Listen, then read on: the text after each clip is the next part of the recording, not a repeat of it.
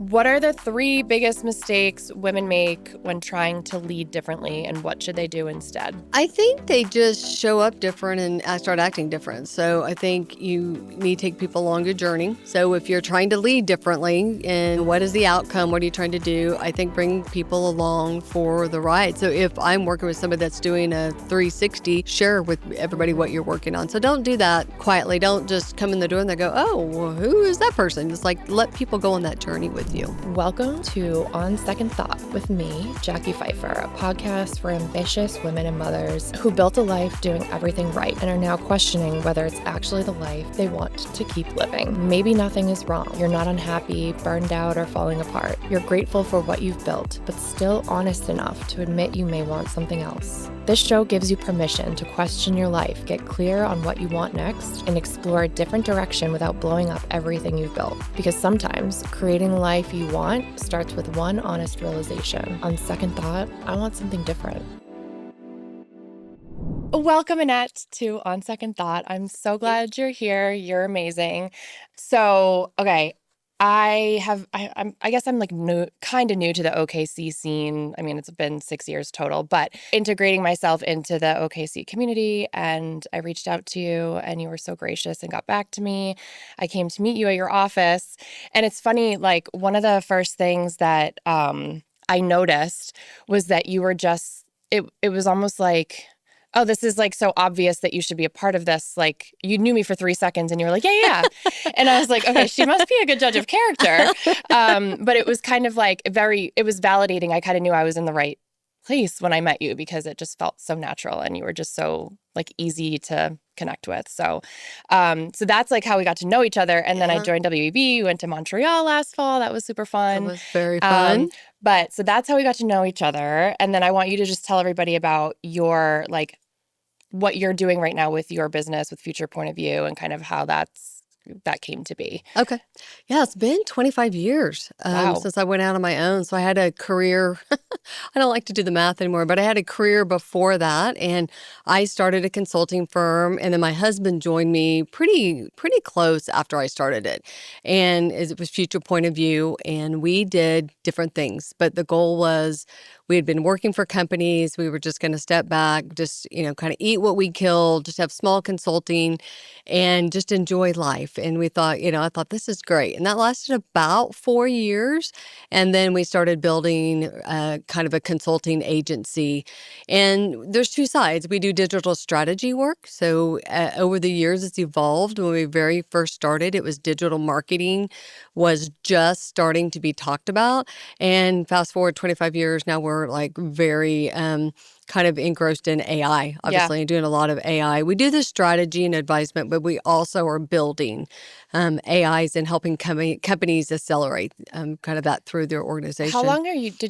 How long ago did you start integrating AI? Because it's only come out in the last 12 years. We were doing automations. Wow. We were working. Okay. We had so companies. You were way ahead of the curve. Yes, and that's really kind of what we do. And there's this balance of what we speak on, which is very forward-leaning, to what companies actually buy. Mm-hmm. So there's like a balance of finding when things go into the marketplace for people to purchase. So we've always held that tension. And then I specialize on the people side. So around culture, leadership development, and kind of sometimes when execution isn't happening with teams, what's going on, which is what led me to actually put together the peer advisory group. So that was in 1999 when I started really into the peer advisory groups. They weren't a thing back then. And I started out with co-ed and quickly realized the conversations were just different from what was really going on. And then when we separated those groups, the conversations changed. And so I've really done the executive women ever since. And then I've been part of the Women Presidents Organization group. I chair a virtual group and have been doing that for a handful of years as well. So so you're so involved. I mean, you're like the queen of Oklahoma City, like leadership and community building, and I love it. I'm so glad to know you. Okay, so so I brought you on for like so many different reasons, but I think the theme of today is more around like on second thought, I need to lead differently, or I need to show up differently, or like, how do I do that? And I mean, you have you and I have connected over personal stories.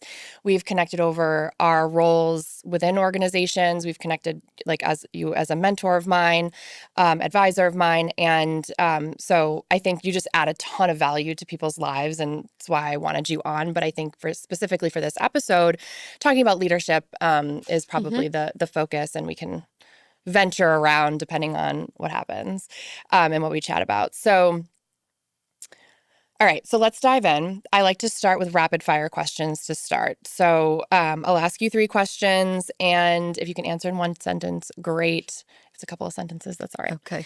All right, you good? You I'm ready? good. I'm ready. Okay. Okay, so when you think about ambitious women and mothers in midlife, what do you think is the biggest reason so many of them start questioning like what's going on for them, or like what they want next, what their identity is? Like what do you think that's about? For women, I think they are very focused on the season or role that they're in. And it's really hard to compartmentalize and be able to, when you're at work, focus on work and give your all at work. When you're at home, you focus on your kids. So Hmm. that's more of a compartmentalized. I think when, and I mean, this is very general, but, I think when you're at work, you feel like you're not being a good mother or wife.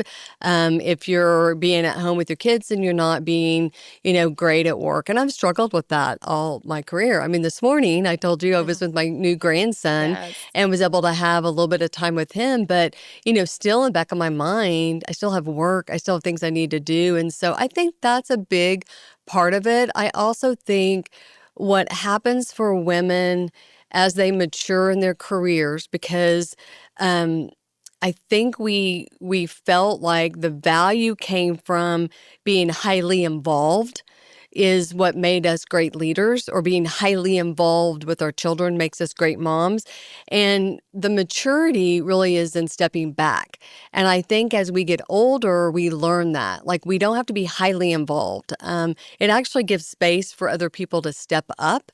It gives space for kids to get confidence and mature on their own Hmm. sometimes. But I think we realize that later, and we are constantly trying to add value and then the plus. And so I think that's a lot of what happens, honestly. Yeah, the highly involved with kids is an interesting one, because it's like, what is it if you're not highly involved with your kids as they're growing up? Like this morning, I pushed this meeting back so that I could go to my daughter's 3-minute performance for her Yeah. Yeah. camp closing. And I'm glad that I went. She was so happy that I was there. But I'm like, that to me is like highly involved. Like, and so I think about, what if I didn't go? Like, what would the impact have been on her today? I don't Yeah. know. It's more about like the impact too, I Yeah. guess. I think kids tell you. She told you. Yeah, she did. She told you she really Yeah. wanted you there. And then sometimes, kids, they're giving you the go Yeah. away sign. And so I think just being present to Yeah. that, I think kids, they're different. They need different things, and they develop that independence at Yeah. different times. True. And so you just have to be in tune with that. It's so interesting. Over the years, I've always used daycare as an analogy of work, and we're people, and so we all need different things at different times. Hmm. It's not a one size fits all. And so I know for me, I was a better mother holding the balance of work and being a mom, but that was me personally. I know some women that they thrive because they're stay-at-home moms, and Hmm. so it depends on who you are. Hmm. If I would have been a stay-at-home mom, I would have totally, the organization and the structure, I would have run it like the type A person I am at the Totally. office, which would have driven Yeah. everybody in my home crazy. And so I think you just have to pay attention to what's good for you and not listen to what society or people are Hmm. telling you, because we're all different. Hmm. We all show up different. But I think as women, we highly involved somehow translates to us being like a great leader. We're Right. present, we're there. And sometimes it's the exact opposite. Yeah. That maturity is in stepping back. Such a good point. Okay, what's one sign a woman may be outgrowing an old version of herself? even if her life still like looks good on the outside? Well, for me, it's that voice that never stops. It's I always gauge if I'm in the right space, if I'm dreading something or if it's a lot of work for me, I put it off. There's Mm-hmm. something, but we have an internal voice that I think is important to listen to. If I say yes to something and then immediately go, oh, I'm going to have to show up, or when the weeks come around that I have to show up for that, that's usually telling. And so I'm one that will like to add value and I want to be helpful. And I always want to say yes. And I've had to learn that I can say, I am so grateful that you would ask. I need to think about it. Because if I give myself some space, Mm-hmm. then things will settle for me of how am I going to feel if right now I had to get in my car and go fulfill that commitment. Mm-hmm. So I think, you have to pay attention to your inner voice. We all know we stuff it. And sometimes the voice that's persistent will create pain in our life. It will create pain. It will create change. It will disrupt others. I know for me, just going from raising kids to then being an empty nester, there was this, I overfunctioned in a lot of ways because it was just easier. Mm-hmm. And not that it was any ill intent on anybody's part. It was just easier for my family, for my husband, for everything to work better is when I overfunctioned. Well, when a lot of the reason for me to overfunction left, you still have those behavior, Mm-hmm. muscles that you've developed. And so when I started changing how I showed up, I know people around me were like, "Hey, wait a minute. Wait a minute. You're changing the rules of the game." Yes. And you want to tend to just go back to the harmony. And so I think you can't be afraid of the friction, of the disruption, because it always feels bigger inside us than usually what it is. And sometimes people thank you. They Yeah. thank you once you get through, kind of get through that. But I think that's why people, they don't. They don't want to do the work or do the Mm-hmm. hard thing. Yeah. I mean, the hardest thing is to watch like feel yourself growing and doing something different and watching the people around you be like, who are you? Yeah. It's really scary. There's actually research when I did a lot with entrepreneurs early on in my career, and the people that were the hardest on entrepreneurs are the people closest to them. You would think those would be the ones that most supportive, but Mm-hmm. it's not.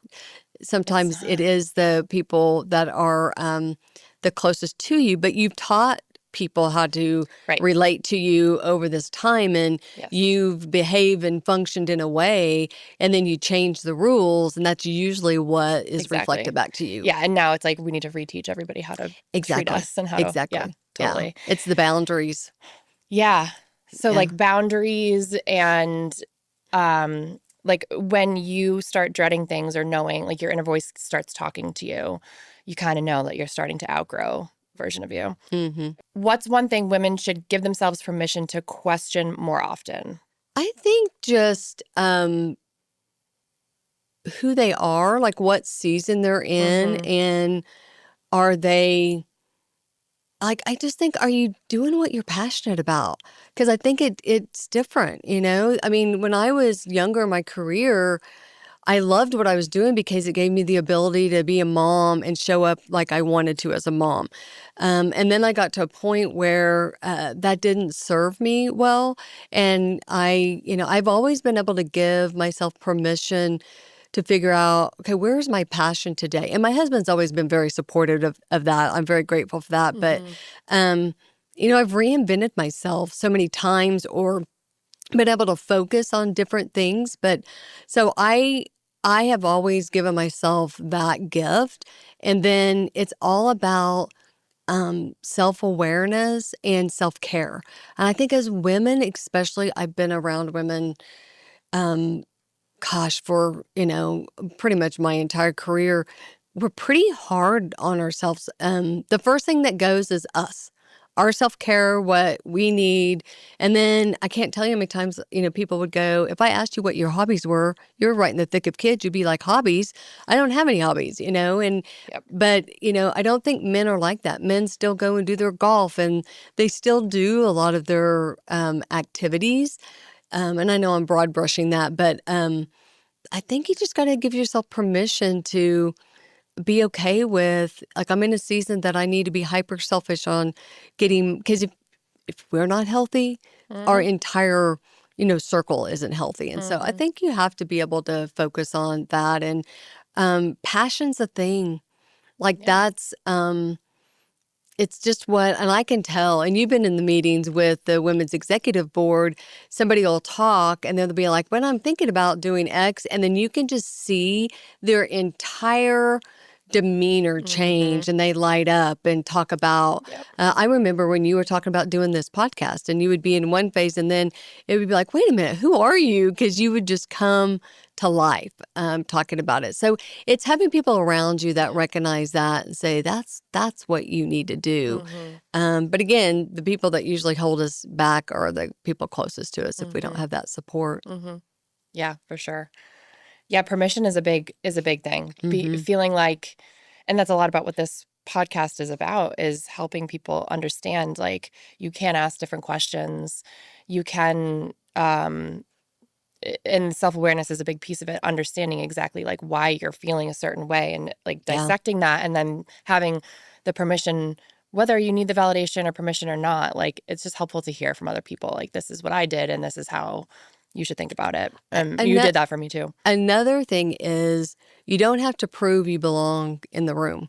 And I think, and I don't know where that came from, but if you think about how organizations were structured, the entire way organizations were structured were off of military organization. That's all. When they started businesses, the only structured thing they knew was military. Mm. So the hierarchy of organizational charts, people in command, people reporting up. It's not proper for entry level to walk into a CEO office. All of that is archaic. It's how it was structured off of that. So I think I grew up with, do I belong in the room or have to prove I'm in the room kind of mentality, or, climb the ladder or Hmm. whatever it is. And I think you have to shake that. You don't need permission. You don't need to prove. You don't need to prove are going to kill it in podcasting. You just need to go do it. Do If it, it's what yeah. you're, passionate about, you just need to go do it. So I think that's another thing too. Hmm. That, and I'm sure, I talk about women a lot because that's what I know and I've seen, but I think we all struggle with that at Yeah. times. I mean, that's just changing that model is like moving mountains. I Yeah. mean, it's like near impossible to change how people think about Yep. that. Yeah. It's a new movement It for is. us. Well, and right along with that is, I think we over explain, and we use our language in a way that we think to give credibility, but I'm very hyper aware of if I apologize. Hmm. Another big one is, does that make sense? Because Hmm. what you're saying is like, hey, I'm an idiot. I can't explain it. Am I come across? But we undermine ourselves in our language, and we all kind of have different, I guess, clicks about how we do that. But I think you have to really, I always say less. You don't have to over explain. Hmm. You don't have to give a lot of input. And, in my head, I always have just to answer the question asked. You don't have to go into a lot of detail about that. But I think women especially do that, especially in the workplace. Ramble. Yeah, ramble. Does that make sense? Hmm. Oh, hey, I'm going to say something. I don't know if this is a great time to say it. And, this may not even, be a good idea. Like we set it all up Yeah. to basically say, I don't really have a good idea, but I'm going to speak, instead of just saying, hey, I have an idea, and then put it out there. And maybe it's not a good idea, but you sure don't do yourself any favors, Well, yeah, we're putting up a shield so that we don't get rejected. Yeah, That's yeah. that's what it is. Yeah. Like, I'm afraid to be rejected, so I'm not gonna I'm not gonna make a stance, because then if I get rejected, it just makes me feel like shit. Yeah, exactly. Yeah. But it's wait until that's the fact instead of trying to set that up. But I just think that I pay attention to the language, even if somebody's emailed me and I know I've been late getting back to a person, I really try not to go, oh, hey, sorry for not getting back to you. Yes. Because it's like, well, I'm not really sorry. Yeah, I've been busy. I'm getting to you when I can. totally. Um, or I would say, hey, I completely dropped the ball. I dropped the ball on getting back to you, which would be a fact, not a this, I don't know. Yeah, It's just, I yeah. think you have to watch how you Mm-hmm. say things because you just undermine your Mm-hmm. own credibility trying to be credible. Yeah. So, Yep. 100%. All right. So that was fun. it was Let's fun. dive into like kind of the core of the discussion, which is um what you have experienced firsthand and some conclusions that you've made about women in leadership in particular. So, you've spent many years working with executives in different organizations and women in the workplace. What have you learned about what leadership really looks like behind the scenes for women, in particular?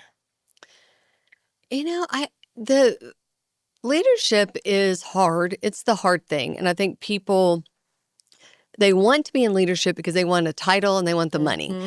And they don't really understand what the job is. It's like, I want to be a parent.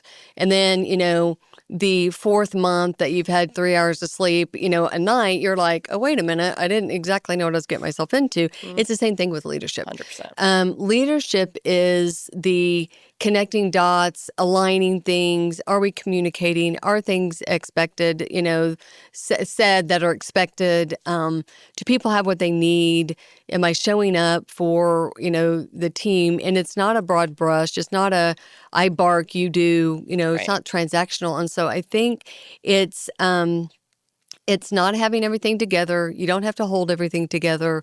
It's not executing. And most of the time we're promoted because we've excelled at, like, we've been an excellent salesperson. So now we're the sales leader. It's a Hmm. totally different skill set. And so behind the scenes is making sure everything's aligned, everything's moving forward, we're making progress, we're not missing something. It's the high beams in front of the car Hmm. looking out. So it's just a lot of kind of strategic work. And I think women, depending on where you are, there are still organizations where certain positions don't have a seat at the table. HR is a big Hmm. one. Learning and development's a big one. But Hmm. it's I think for women it depends on the makeup of the company and is there a voice and how's that respected? I really don't have a dooms view of women in the workplace. I've not really ever had a hard time in the workplace. Same. I know that exists. Hmm. But I have a very positive outlook, but it happens all the time where I hear Yes. about things that are said to women like, hey, I know we're on the executive team, but I'm going to give John the promotion I knew you would understand, but he's going to be an executive VP and you're just going to be a VP. And like, I just know those conversations happen. Hmm. Um, Yes. but I do believe, there's responsibility on both sides. There's opportunity. I'm a proponent. If you're within an organization that's whoever you are, that's not allowing you to grow or developing you or giving you opportunity, you need to get out, Yeah. and that's for women too. Yeah. If you're being asked to do things that are unethical to get ahead, you need to get out. Yeah. Like you're in the wrong place. But Yeah. But what do we say to women that they want to grow? Um, they're not sure if they want to be leaders.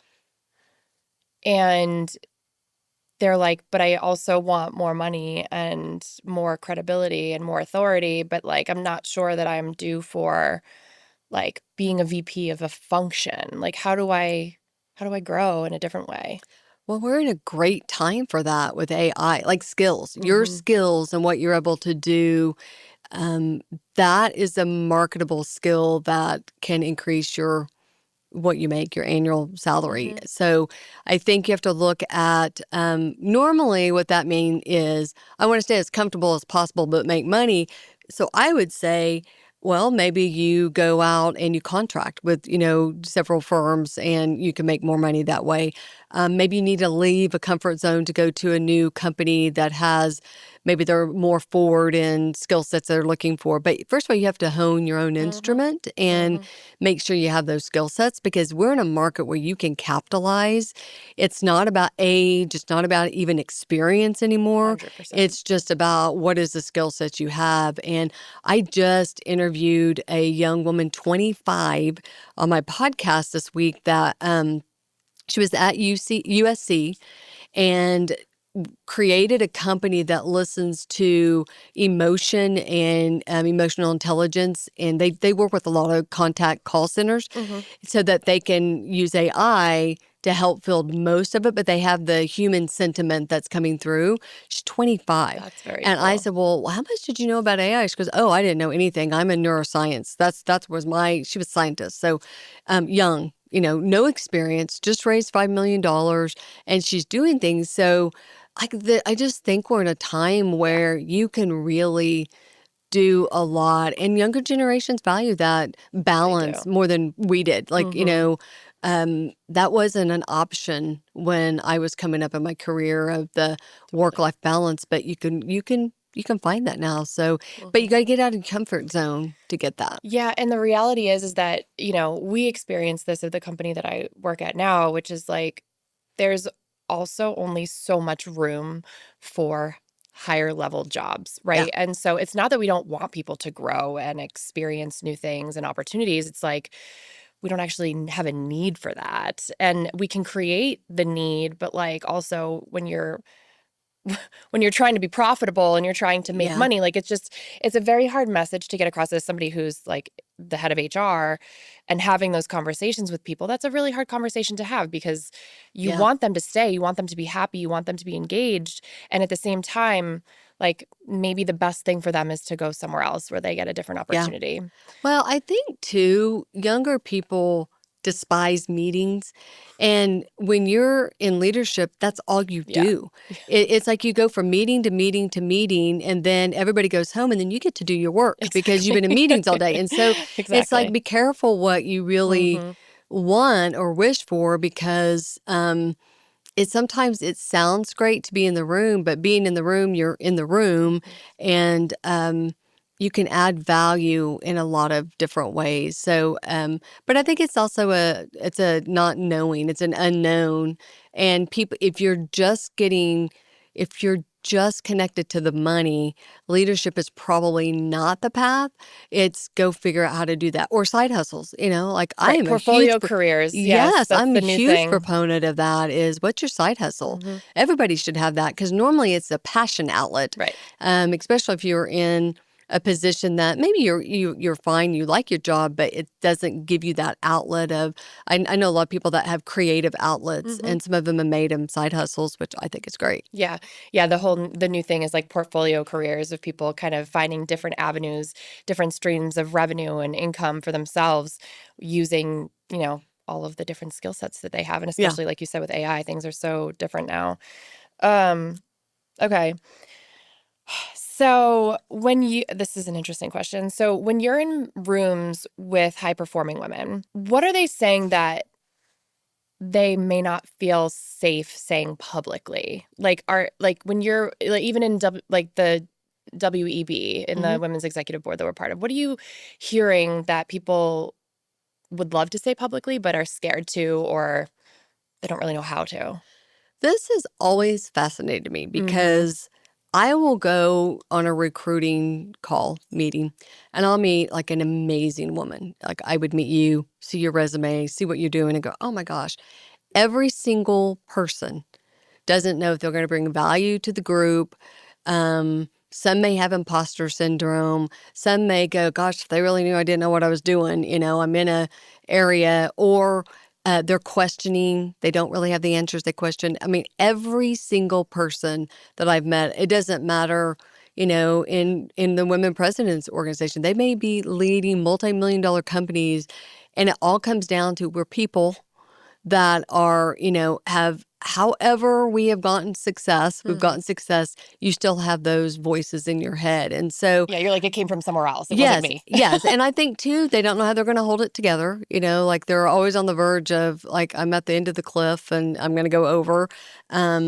They're feeling guilty about something, and especially I think with when they have an employee that's struggling, I feel like the women that I've been around always hold themselves to a higher level of responsibility for that. And, in coaching, I say all the time, you cannot work harder than the person on the other side. So if you're giving them an opportunity and the information, but they're not doing anything with it, that's where your energy should start. There has to be a mutual reflection. So like relationships, I used to think relationships were built at work or personally with as much value and energy as I gave, instead of, wait a minute, there needs to be a mutual understanding and energy exchange. And the minute that gets out of balance, you should be stepping back, because you're just giving way more than you're getting. And so I always try to reflect the energy people give me back to them. So it's just a good way to keep yourself in balance. So I think there's that. I think not having the answers, not having the support, and caring more about culture and how people are feeling than maybe the top of the organization does, I think is very real. And I do think women question, like, what season am I in? The women that I have that own businesses, I would say over half of them are really going down the path of selling. Do they still have life in them to work? Yeah, but what are they doing? How long am I going to do this? Do I need to get out now? And so I just think there's just always a season, and that's naturally reflected, especially if you have kids, because you go from career to mom, balancing it, to empty nest. Like you just have this evolution of seasons in your life that you're changing. And so I don't know. Yeah, and I like that way more than crisis. Like Yeah. I'm having a really hard time with the whole like midlife crisis, millennial career crisis. Yeah. It's like we're just evolving. We're just Exactly. changing how we think about things. We're having second thoughts about our career and our life, and Exactly. Which that's all that is it is. great. I Right. mean, though that is growth, it is Agreed. growth, That's because the point. if you're not asking those questions and I think you wake up on your deathbed and go, what did I do? Yeah, Like I was yeah, completely asleep, or 100%. I numbed myself to the world around me. And so I love when people say to me, like, if I'm coaching somebody, they're like, I think I'm in a midlife crisis. I'm like, that is fantastic, because the breakthrough, and I always say you have to break down before you can break through. And so the faster you can get the breakdown, to happen, the faster you're going to break through. But Right. I know there's something great coming, because what they're saying is, what I want to do is going to be really painful, and I don't know how to do it. So it looks better if I can blame it on, a crisis or something. It's like, no, just have the courage. Yes. Have the courage to say Yes. what it is that you're going through. There is a Netflix show out called The Four Seasons, and Yeah. it's great because it's like a reenactment of all of this, of a marriage going through all kinds of crises, but they normalize it without it being a deal. Like it's not a thing or a deal. It's just like we're humans and we're Yeah. in different places. And Yeah. but I get excited when people talk about that. I Yeah. just try to help them change the narrative. Right. Reframe it a Yeah, little because bit. it's Yeah. really hard to be able to control a crisis. It's really easy for me to control a change. Like I'm making a change. So Yeah. it's just our verbiage, how Yeah. we That kind of leads into my next question, was like the patterns that you see in women who are kind of trying to juggle it all or do it all, or, you know, they're leading, they run companies, they're moms, they're partners, they're friends, they're doing all the things. Like, what are the patterns that you see in them, that when you're coaching in particular, that you try to like either reframe, or behaviors that you think need to be like evaluated? Well, the first one is how they speak about themselves. Like I like to listen to what they're saying Mm-hmm. and how they're saying it. And if somebody know something to be true and they give me a lot of narrative around it, a lot of story around it. I listen for story versus fact. Maybe it's a simpler way to say that. But if I say, why haven't you moved on that decision? And I get a 15-minute answer and it's all this stuff and I'm going in circles with them, that tells me a lot. And so sometimes just saying, I know you know that answer, so why are you not moving forward? Mm-hmm. What is it? Because if you can break through that and just quit all the words, they could just say, I don't have the courage to do it. Okay, well, let's talk about that. Right. It's more powerful to just say, I don't have the courage. Just what I want to do, I don't have the courage. Instead of 15 minutes about, well, I got all this going on, all these people are dependent on me. And then, gosh, what would I do with my, kids? And then maybe it's not the right time. And then I think it's just like, Mm-hmm. okay, but you don't have the courage to do it. So let's just talk about that. So I think that's one thing. I also think for women, especially our health, our bodies go through a change kind of midlife that is starting to be talked about. The whole menopause. It's quite interesting what happens to our bodies because it impacts our way we think, like a brain fog, the energy we have, our bodies, like you just don't feel great. So there's a physical thing that's Mm-hmm. going on, and there's also mental, emotional pieces as well. And so for me, it's, are you taking care of yourself? And, in the groups that I lead, I am very aware of balancing the topics and the conversations we have around business, but then personal. Yeah. And what are you doing personal? Because when I do updates, we have a process we follow for updates, which you're familiar with. It's business update, it's family update, and then it's like a lot of business, here's some family, and then when it gets to personal, it's crickets. They're like, I don't know, I don't have anything. I've been saying I need to exercise, but I don't. And so, like, don't wait to have the heart attack or the stroke Mm-hmm. to want to start doing that. And I love that one of your things you posted was, you talked about leveling up, and I loved because you just said, lose the weight. Lose the weight if you want to level up. It's the best way. For women, it's, take care of yourself. Like if you want to level up and be sharp, it's like put a lot more focus on your personal health and well-being. Mm-hmm. It feels selfish, and people might even tell you it's selfish, but it's, it may be because you've neglected yourself for so long on the front end, Mm-hmm. but it expedites the energy and focus. So, yeah. That is what I was going to say is like when you start to focus on yourself, you become what a lot of people would say is selfish. You start focusing on things that like either people are envious that you're doing for yourself, they're jealous, whatever it is, and then they turn that into the narrative that you're being selfish. You're not focusing on your kids enough, or you're spending too much money on that, or whatever. And it's like, no, actually, this is making my mental health like Yeah. so much better. And it could be yes on both. Yeah, I'm not paying attention to my kids enough and I'm not, but let me tell you, when I average it yeah, out, because right. I think people can't take a snapshot Hmm.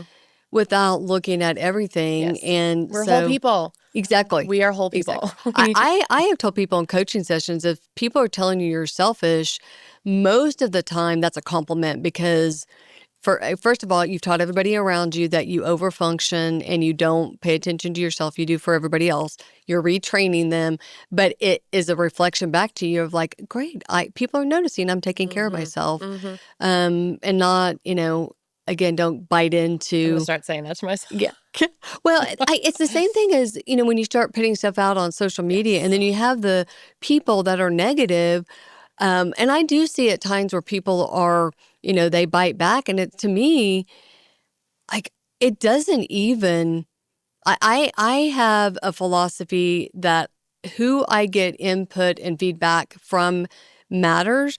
And so depending on what it is, if they have not been in the ring, so building a business, if somebody is being really critical of me and they have never built a business, I don't really put a lot of weight into Of that course not. feedback. Yeah. Now, if it's somebody that's built businesses and I respect, I'm going to listen to Hmm. them. And I think you just kind of have to figure out who's telling you something and is it a credibility that matters? Because I've had people that have told me things and I'm like, okay, well, I'm glad you don't agree with me because that I'm on the right path for me. I don't want to replicate what Right. you've done. And Yep. so, but again, who you listen to really matters. Yeah, having the discernment to know that this is feedback I should take, this is feedback I can hear and kind of leave it, or this is something that I should care about, or not should, but like I can care about a little bit more or whatever. I think the discernment is really Yeah. part of it. And to bounce off. Yeah. Like, Yeah, it's totally. taken me a while to be able to do that. And the more you practice, the better, you get at that. But because it's a confidence Yes. thing that kind of arises too. Yes, Yeah. exactly. Okay, so let's see here. I have so many questions. I'm trying to like make sure we get through everything. We have so much to talk about. Okay, so what has surprised you the most about the pressure that women carry in leadership? I think you already kind of talked about this a little bit, which is like they put a lot of stress on themselves to perform, they overfunction. Is there anything that surprised you about that or Yes. This personal. Mm, Because I always prided myself and I handle stress well. And until I had health issues, I didn't understand that that's not really a trophy you want to bear because um, your body keeps a score. There's actually a book there's a called that, book, yeah. and it's a really good book. But I had gotten to a place where you carry the burdens, you carry the pressure, and I'm good at that. Like, I'm really good at that. Like, if you have a crisis, I'm the person you want to call because I'm really good at that. And I kind of had that as like, I'm this person that can handle that. Well, the problem is your body keeps a score. And the minute that your body kind of breaks down and you're trying to figure that out, a whole lot of things come to mind about why you do things, why you overfunction, why, and I have to ask myself, is that mine to carry? Because I carry a lot, and sometimes it's empathy for people, but I carry a lot of responsibility for other people, and I literally, make it an object of, is that mine to carry or not mine to carry? I kind of leave that there, and so because for women over time, it breaks you down. It just really does. So I think what surprised me is just the toll on your physical body that over the years. And I think when you're young, you just don't understand that. And then you wake up in your late 50s. And, for me, I'm like, wow, like what, I just didn't take care of myself that well. Wasn't bad. I wasn't a bad person. I wasn't bad intent. And people weren't being bad to me or making me do any of that. It was just how I functioned. And so that pressure, which sometimes you hear the word adrenaline junkie, what's that telling you is you're feeding, it's like an alcoholic that's feeding themselves the alcohol. You're feeding yourself something that your body is in withdrawal for, and it's probably like if your body craves something, they always say something's not right. You shouldn't crave things. You could be hungry, but you shouldn't crave sweets or salt or whatever. Something's going on in the chemistry of your body. And so I think I've just been surprised at how the mental and intellectual, journey you're on impacts the physical so much. And I just didn't have a lot of respect for that. Like, if you don't mind me asking, like, how old do you think you were when you really realized that, or that your body was kind of taking a toll? I think I was in my 40s. Okay. And the first thing that happened is I was diagnosed with breast cancer. And I was healthy. It came out of left field. There was no rhyme or reason. Matter of fact, the doctor said, well, we're not even going to do a biopsy or anything because like when I do all the numbers, the percent that, you're going to have cancer is really zero. But and then he just said randomly, but we should just do a lumpectomy. You're going to recover in young. And I'm so glad he did because it was cancer from side to side, from the whole thing he took out was cancer. And so I caught it early, which was great. Went through a lot, but, double mastectomy, all of that. That was the first time. Two things happened during that. I realized, my environment had to to do something with that. And then at the office, it was the first time I realized giving the people out of necessity that they stepped up, Mm-hmm. and wow, people were better at things than I was. And it didn't, nothing crashed. Yeah. Everybody was great. Nobody crashed. I think that was the first time I thought, like, wow, I don't have to keep all the plates spinning. Actually, they're better at it than I'm spinning plates that nobody asked me to spin. Mm-hmm. So I think those two things happened in my 40s, that kind of early 40s, that I was like, wow, it was a wake up call.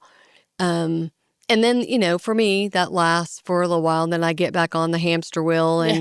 And then, right when COVID hit, when I got COVID, Yeah. um, Ugh. yeah, I had zero in my adrenals. I mean, my adrenals were shot, and so it created uh, a journey I'm still on with long COVID and lots of things. And so, to me, it's a blessing because it's very forefront that I will never get to that place Yeah. again. And I'm thinking about that balance, and like even now with a new grandbaby, I take the time. If my daughter calls and Mm-hmm. wants to know, or sends me a picture and they say, Liam wants to know if Lolly's coming over. It's like, Mm-hmm. yes, I'm coming over. Yeah. I can work later. And so, Yes. I Or think somebody else can do something. exactly. Let other Yeah. people step up to do that, Mm-hmm. because that is what's most important. And I think Totally. that's what's great about your second half of life. You get to, especially with grandkids, you get to do the things you didn't do when you were the mom the first time, and Yeah. all the mistakes. So, yeah, I think that would probably be I was just surprised at the physical toll the years take, and you don't get that until you get your wake up call. It sucks that you have to go through something like, and I think in a lot of situations, it's not just you, like in your particular situation, a lot of people have to go through like dire Yeah. situations to finally come out the other side and be like, what was I doing? And I, again, I think the whole premise of like having these conversations is to help people be like, you don't actually have to wait until you get diagnosed with cancer, or you don't Yes. have to wait until you're getting a divorce to make a change in your life, or like make Yeah. small changes to kind of get to where you you want to get to. Yeah. It doesn't have to be a Yeah. dire. I have a young professional board, and we do a lot of leadership skill development in that one, but I talk all the time about you do not have to trade your life for your career. You don't.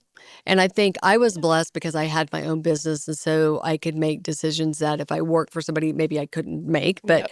um, you are empowered to run your life and make the decisions that you want. Yep. And I think we stay in situations because of financial, needs or decisions, or it's the pain, or we don't believe we have what it takes to do our own thing. And I see people all the time weaving in and out of being internal with a company, going out on their own, and then another opportunity, they go Mm-hmm. in and they come out. And anymore, I did an interview last week, and somebody said, well, I know I've been job hopping. And I go, that's not a thing anymore. It's actually a positive. If I know you've been in 4 or 5 different environments, that's great. Now, the question is it your commitment Mm-hmm. level, or are you, is that how you're finding opportunities? Because we just look at it different. Before, Right. if you saw somebody with 3 jobs, you'd be like, oh, I'm not even interviewing Yeah, them. you got to get deeper in Yeah, like the exactly. reason why. Yeah. Yeah. Yeah. So you have built a significant presence both like in Oklahoma and more broadly. Um, what what has that taught you about trusting your own path instead of assuming success has to look a specific way? And how do you reach people like nationally and help them encourage them to do similar? You have to find your voice. So, what is it? For me, I have to speak on things I feel credible. So, what that means for me is I've lived it. So, I don't like to, I call it the professor mindset. Mm-hmm. I don't like to teach a topic, but, like I'm not going to teach entrepreneurism if I've never been an entrepreneur. It's that kind of a Mm-hmm. mindset for me. So, you have to find your voice. And then it's hard for me to what would be, it's not toot my own horn, but it's hard for me to be the person pushing things out. So I've always had support. I have a fantastic person. Her name is Annie Brown, that has worked with me for years, that has helped me in my social media presence. She's helped me. I write for Forbes articles. She helps edit. I've been working on a book for a little while. So I have that support around me for, just to help me so that I don't second guess or, and put things out. So for me, my voice has always been around championing women and women in business. And I understand because I am one and I've been through all that. So I feel like I can talk about that with credibility. And then the other voice I have is just around people culture and what that looks like and how's that evolving, and that matters because that's how things get done. So you can have the best strategy if you don't have the right people. It's not gonna. We see it all the time. Yes, and we know that. Not everybody knows that. Yeah, and most of the time when we go in, we'll go in and assess a workforce to see if they're ready to be able to execute a strategy. Most of the time, the problems are at the top. It's not like they have problems in the mid tier of a company. It's usually executive team level that the issues start. So I feel like that I just coming up with my voice and then being comfortable, being out there. I think speaking helped me be comfortable, be on stage, but I'm always like the people that connect and, internationally, or the people that find me, it just floors me.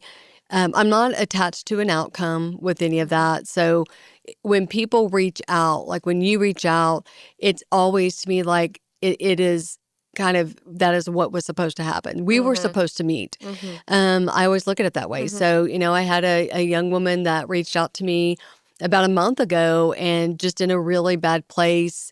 And I'm like, well, whatever she saw that connected her to reach out to me, I try to honor that because I feel like, all those doors or connections lead to things. And it's led to great things in my life and opportunities. And then the worlds with social, because when I started, social media wasn't, we didn't have that. But now being able to be going through the phases of life that I've gone through, where I did a startup and was in San Francisco in a incubator, and all the people I've met, you're able to keep in touch and see and reconnect. And that to me is just like amazing. So, it's just get comfortable, get the support you need to get out. You don't always have to have a high level support, but whatever you need to move forward in skill sets, just do that. Yeah.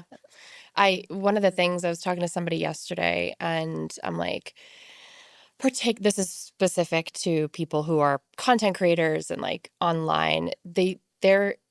Nobody really talks about the fact that to do things well, you need a support system. You need people behind you. You need The skills. skills. I mean, yeah, you can get a lot of information from AI these days, and that's great.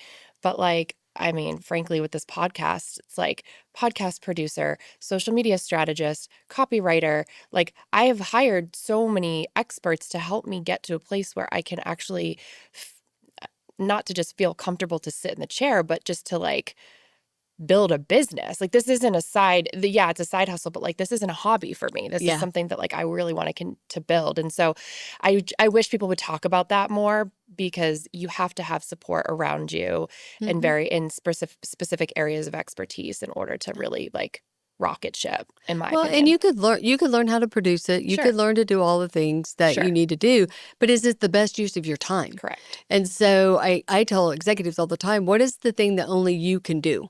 Because if somebody else can do it, you should give it to the other person or hire it. And again, yes, there's a reality about the investment and the ROI. So you have to understand what the ROI is. And if it's just something you're doing that you're not going to build, maybe you don't have to invest in as much, but you just need to get the right skill sets around you. And it's amazing what happens when you give yourself that gift. And I remember the first employee that I hired in my business, it was the hardest person to hire because I couldn't afford to hire a person. I couldn't afford not to have the person, but I couldn't afford to hire the person. And what I learned a couple things. I learned that you hire the right level and just pay for it. They're worth every penny. And you move to a place to be able to cover that expense so much faster because you were doing the things like in my business, I was out selling and actually delivering more work because I had other people doing the administrative tasks, the accounting, those Mm-hmm. types of things. But it's the same. It's like, what is the thing that only you can do? Yeah. Same with being a mom. Right. Right. Like you could clean your entire house and do your kids' laundry and you could do all of that, make all their meals and be at every event. But what is it that only you can do as their mom? That needs to be the first priority. If you are able to have somebody else clean your house, especially if you're working, you should do that. Mm-hmm. That frees you up to do the things only you can do as a mom. Yep. Other people can clean your house. Other people can do your laundry. Mm-hmm. Your kids aren't even around for that, or they're groaning because you're making them help clean the house. So it's like, what is it that only I could do? You're the only person that could have been at your daughter's program this morning that made that difference. Mm-hmm. You couldn't have Totally. have given that to somebody else. Not even a family member Yeah. would have replaced you. So, I think you just have to have that mindset about Yeah. I think that's a really, really good point. What can you only control? and just Yeah. step in that gap. Yep. Okay. What is the hardest lesson that you've learned as you've come up in your career and into leadership? I have learned a lot of them. Most impactful. I think, I think it falls in a failure bucket.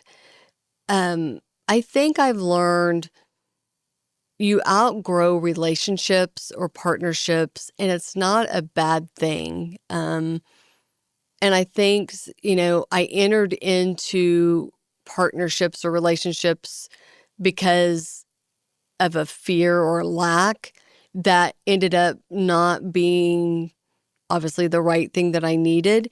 And so then you exit, it's painful. And so I think, I've just learned the hard way of who you invite to the table at what time matters, and it's okay for that to ebb and flow and for people to come and go. But I think I've just learned the hard way. I've hired the wrong people, or I haven't hired high enough level people, and then there's just pain, all for good reasons, all for trying to be responsible with money, for giving people opportunity. Mm-hmm. But I think I've just learned the hard way of, I would tell you I always wanted, Scott and I, my husband, I talk all the time about, working with excellence, but then we make decisions sometimes that aren't excellent, and you pay that price. And Mm-hmm. so it's been around the people side of things Mm-hmm. mainly. Yeah. And you want to walk the talk, right? Like if you're saying that Yeah. you want to be excellent and you're not making excellent decisions, then you Yeah. lose credibility with your team, you lose credibility with people, and that's hard. Yeah. Okay, well that's interesting. Because I see you as a very good judge of character and somebody, but like what do you think it is that has been hardest for you in those moments? Is it like judging their capability? Is it like what were the things that were off for you like as you experienced those changes? I think I don't know that. The easy one would be just on a budget where you just go with a lower level entry person thinking you're going to be able to develop them Yeah. to where you need them, and I which see. is great if you Yeah. can do that. But so I think that's an easy one. The other one I felt like we've learned a couple of times with leaders we brought in, and I would say felt like we worked with them on contract for a couple of Yeah. years and then brought them in, and but I also feel like with the type of business we have, and because we believe so strongly in culture and people, you don't really see somebody's true colors until, year two maybe. Mm-hmm. And then it's like, oh, wait a minute, how did I miss that? And I don't know if we could have done anything different about it, Yeah. but I think in bigger companies, you're able to hide some of that, easier than maybe a smaller company like ours. Mm-hmm. Yeah. But and also not feeling bad about when it's time to Mm-hmm. part ways, Mm-hmm. being able to just say, hey, this isn't working anymore for whatever reason, whether it's they're not performing, it's not going the direction, or the entire market shifted and now we're in AI and you've got to, whatever it is, it doesn't matter. But Yeah. not feeling guilty about that, Yeah. I Yeah. think And that's it's another theme of like courage, Mhm. being able to have courage to make a hard decision that is needed and Yeah. will help propel the business forward. But like in that moment, it Yeah. sucks. It's And really then not hard. over explaining that. Yeah, Yes. like then you fall right back into the Yep. things we've talked about, like over explaining it and making sure everybody feels okay. Yep. And, it needs to make sense for everybody. It does not. No, and Like, frankly, like the person on the other end doesn't want the explanation. no, yeah, yeah. It doesn't matter. You Yeah. either trust people at the top that they're making Hmm. good decisions or you don't. Hmm. And maybe you have a reason to believe, because of have a history of them not being, Yes.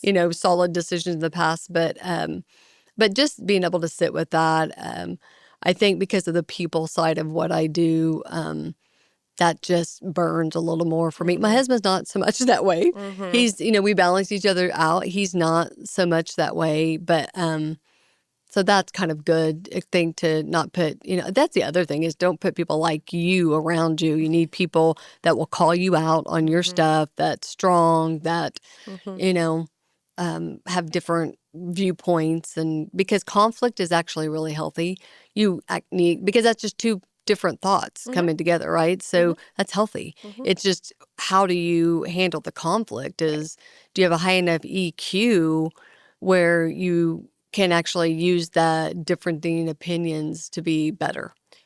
Yeah, and not leading from a place of fear where people are afraid to come to you and have that conversation with you. Yeah, exactly. Yeah. What would you tell a woman that's afraid to be more assertive because they're afraid of how someone might perceive them, or they don't want to be too difficult or too direct? Like we see this all the time. Oh, But what would you tell someone like that? you have to get to the core of where that's coming from because at some place in their life they were told that's not going to work or they experienced that not working for them. And so sometimes that's a little bit deep seated than Mm-hmm. other times, but like where is that coming from? And I always evaluate the environment they're in because a lot of times they're just not in the right environment to where their voice is valued. So it's going to be hard to force that. Mm-hmm. If your voice isn't valued and you being more assertive just makes this situation harder for Right. you. So I think you have to kind of figure out what's the situation, where's that coming from for you. If it's just you're not confident and there's normally it's one person that shuts somebody down and then that's, the case for it. So Yep. I think start small, understand why you're being assertive in certain ways so that you're just not a squeaky wheel, but Mm-hmm. are you framing it the right way? Are you speaking empowered and not like, well, this may be a dumb idea, but which sometimes how we Mm-hmm. frame things. So it's a little bit of the whole package of where's it coming from? Why are you feeling driven to be assertive? Why aren't you assertive? And then let's talk about like the how that comes up. How Mm-hmm. does that come up for you? Mm-hmm. And because my guess is it comes up personally and professionally. So let's practice personally Mm-hmm. and then we can move into personally. But it's like you have to peel the onion back to Mm-hmm. figure out. And then if you don't have a good sense of EQ, that emotional intelligence, you got to develop that. If you don't know how to have a hard conversation, you need to develop a skill to have a hard conversation. So I peel the onion and get to the core and then just build the skills.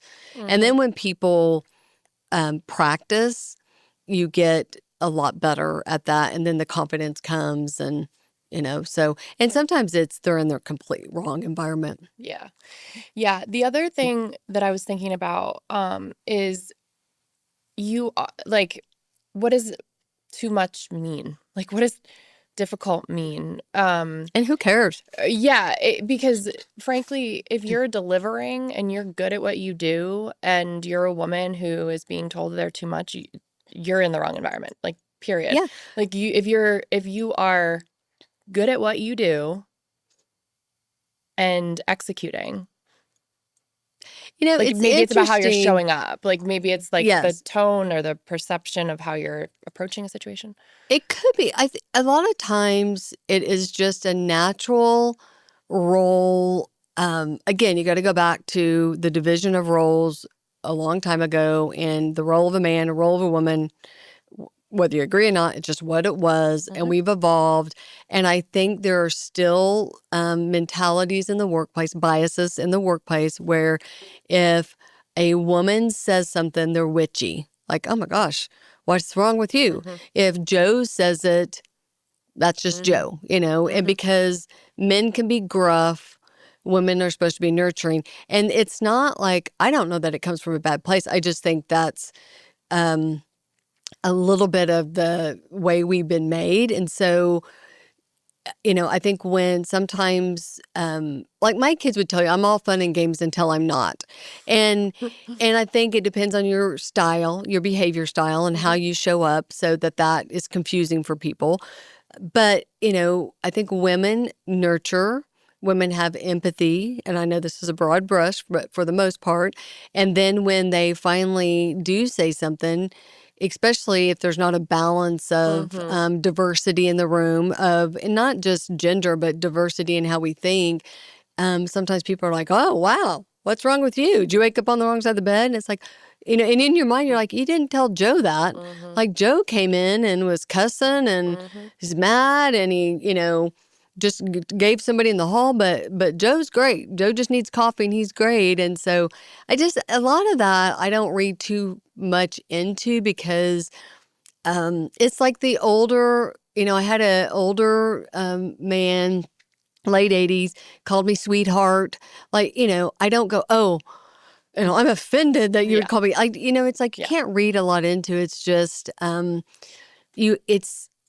it's more about how you've shown up, and maybe you're inconsistent, or you don't speak when you need to speak, and then when it comes out, you're frustrated and fed up, and then it comes out, and people are like, well, what happened to you? Yeah. It's been great until about 2 minutes ago. Now it's not great. So I think it's just how our behaviors and where our emotional intelligence is, and we don't do ourselves favors sometimes. For me, I overfunction, or I try harder, or have empathy for people that maybe I don't need to do that. And so I also can tell if somebody like, I know when somebody needs something, but it's not always my place to give that. So I always say, but did they ask? My youngest daughter, one of the things she taught me, kids teach you a lot about leadership and, about life. It's why it was probably good for me to have kids. But I would say things to her, and she would say, I didn't ask. And I started listening. I'm like, what is she saying to me? Because she's not, I know it might sound sassy, but she's not. She's trying to give me input about what she's capable of doing. And she was just very strong and independent from a young age. And it was probably middle school. And one of my responses could be, you don't talk to me that way. But I chose to go, what is she trying to tell me? And the feedback came back to, I'm not giving her the reflecting back that I feel confident in her doing things herself. I was not doing that. So when she would say I didn't ask, it's just a good sign for me, like, oh yeah, I can let go of the reins. She doesn't need me to do that. And thank you for telling me that, because I can be a better mom to you. And, oh, wow, Annette, you do that all over the place. So where else do I do that? Where else do I insert myself? And so I always ask myself, did they ask? Because 99% of the time, no, they have not asked. And I don't need to be doing that. And so I used to make a list when I first started working on it. Every time I was going to add value or do something and I decided not to, I'm like, well, no wonder I'm so exhausted, because I'm doing all these things that nobody's asking me to do. And then I get frustrated or resentful, because here I'm doing all these things, and then nobody's going, oh my gosh, you're Mother Teresa. You're amazing. Why do you think you tend to do that? Like, what gaps do you think you're filling? I think for me, I always felt like I was not enough. It was kind of a theme. And then I love to add value. And on the Enneagram, if you've done the Enneagram, I'm a 2, so I like to be helpful. And so it comes from a good place. It can come from I don't feel enough. And then, which is kind of not real conscious, it's a subconscious. And then it can come from a great place of like, I just want to help you. And not that that's bad, but multiply that times 20 times in Yeah. a day, it's just a lot. Yeah. So it's just, Totally. and if somebody asks me, they're ready. I know they're ready. I've learned that I can offer help when somebody's not ready for it, but when somebody asks me, I know they're ready. Yeah. And then I have more energy because I'm not doing, 10 other Right. things You're that I, focused on yeah. just that. Yeah.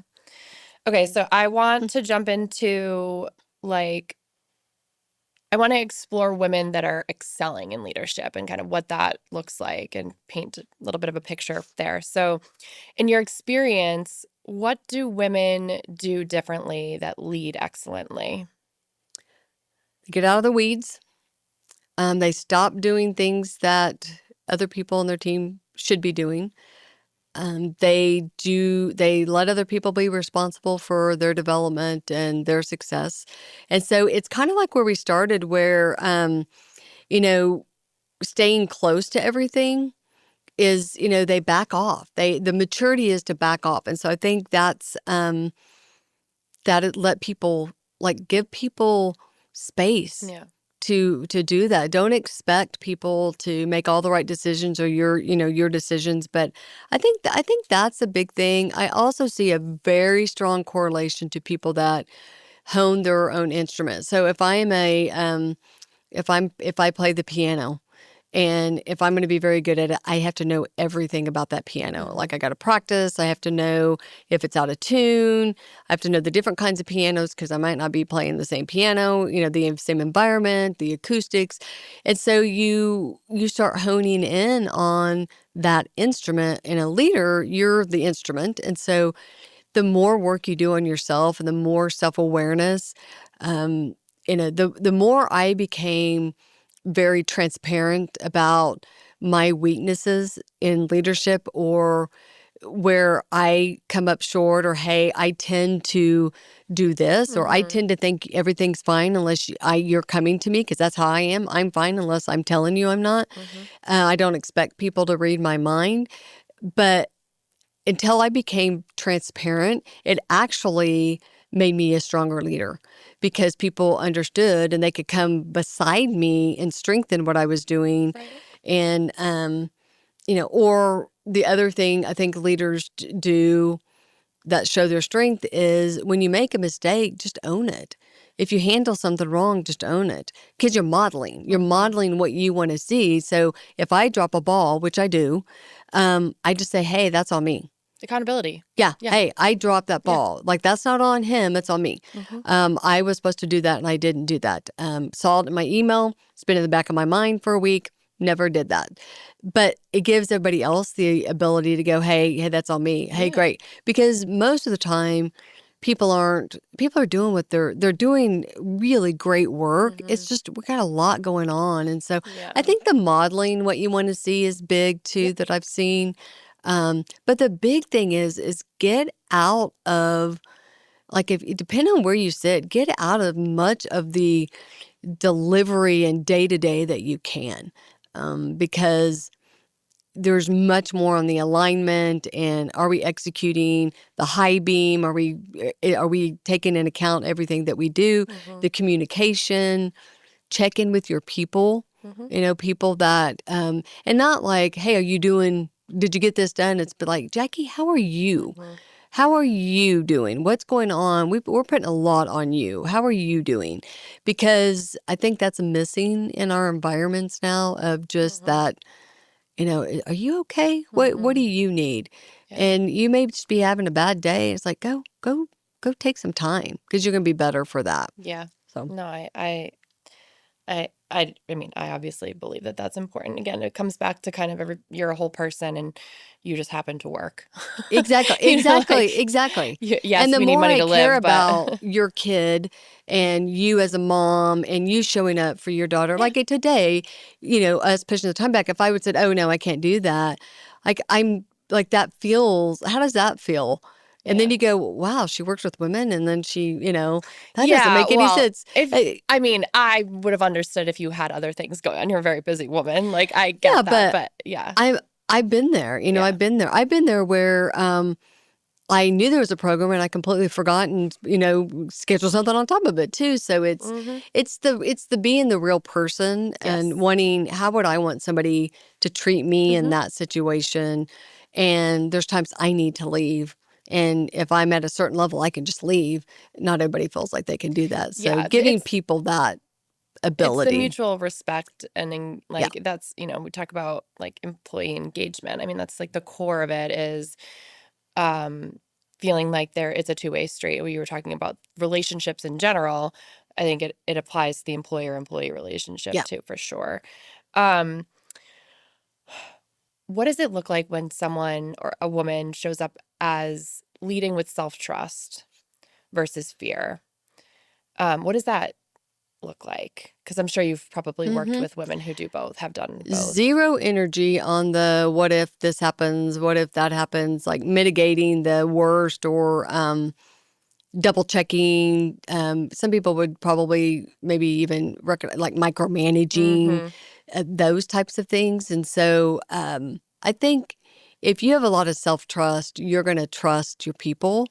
So it says more about the leader. The micromanager says more about the leader than it does the style. It's Mm-hmm. just, so I think, you just have to, if you trust yourself, you would trust who you've put on the team and who's doing what. You would trust the processes. And most of the time, it's not a person. It's more of you just need to revisit a process or you need to revisit, you've outgrown something, or do we even need to still do that? Mm-hmm. And so I think it's like addressing the right issue at that time and not necessarily just doing things the way you've done. Or, Yeah.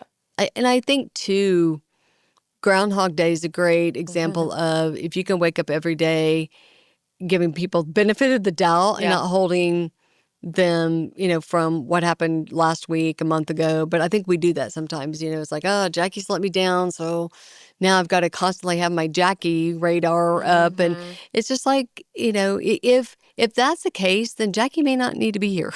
Like if they're not performing, just have Yeah. that conversation. Yeah. But if it's you just holding on to something because you're trying to not have the balls come down, Mm-hmm. well, Yeah. news alert, I've been doing a long time, the balls come down. Yeah. They just do. The balls drop, they Yeah. come down, Yeah. you trip over a ball, you don't pick up a ball, like it just Mm-hmm. happens. And Yeah. so, I always say we're not saving lives and doing surgery where somebody's going to die. It's most of the time Yeah. you can regroup. And that kind of leads into the hard conversations piece. So one of the things that you are good at, and I actually think I'm pretty good at too, is having hard conversations. And this is something women really struggle with, because they don't want to be perceived as like the bitch or mean Yeah. or whatever. And so how do you advise women to show up as like to handle conflict in situations? Like what if someone was really struggling with that, what would you advise them? I think there's two things. Questions are your best friend. I used to do a training where I would have this, I had a big card from a deck of cards, and like, let's say it was a 10 of hearts, and I'd hand it to somebody and I'd say, okay, and I'd ask a series of questions. Mm-hmm. And at the end, I'd say, open up your envelope. Do you have the 10 of hearts? And then they'd open up and everybody go, oh my gosh, how did you know? And it's like, because I asked a lot of questions, I could get to where I needed to get to. But nobody knows that going into it. So questions like, we make assumptions and we don't give people the benefit of the doubt. And then we just jump into our assumption world. And so I think asking questions is kind of the big piece of it. So my best example of this would be when I would leave town and my daughter would be young and be at home, and I would come home and it would be like Disney Dad. And I'd be like, why? Like, what is going on? And I would get mad, right? And it was kind of like an ongoing thing about why is it so hard for you, until I just sat down and said, hey, help me understand like what happens. And it was interesting because he's like, I travel all the time. So when I have this time, I don't want to say no, or I don't want Mm-hmm. to make sure everything's done. And I want to be the fun dad because I never get to do that. Well, I asked maybe two questions, had a completely different perspective. And from that day forward, I had zero expectation. I'd be like, this is your time. I don't even care if she goes to school, whatever you want to do, because I understood from that. So that's just a great example of what we do in the workplace too. And so I think you have to ask the questions. And then the best tool is, if I'm going to have a difficult conversation with you, and I know there's tension, right? A difficult conversation means there's tension on both sides. I envision a empty pool or pond between us. And my goal is not to state my mind, what's going on in my mind, is to ask you questions to fill up the pool. So I could say, hey, help me understand what happened yesterday. I know that things went south without a count, or we dropped the ball, like what happened? And I'm just going to keep asking questions until I feel like everything is out of you. And you'll be able to tell by a person's demeanor. They'll be like, relaxed, this happened, or I'm just upset with you because I feel like you always just jump right back in and you never let me, really run it. Even though you say I'm going to run it, you step in and you make changes, or then what that signals to my team is this. And I don't say anything, because most of the time, by the time that body of water is full, the way you look at that situation, like I did with my husband, totally different.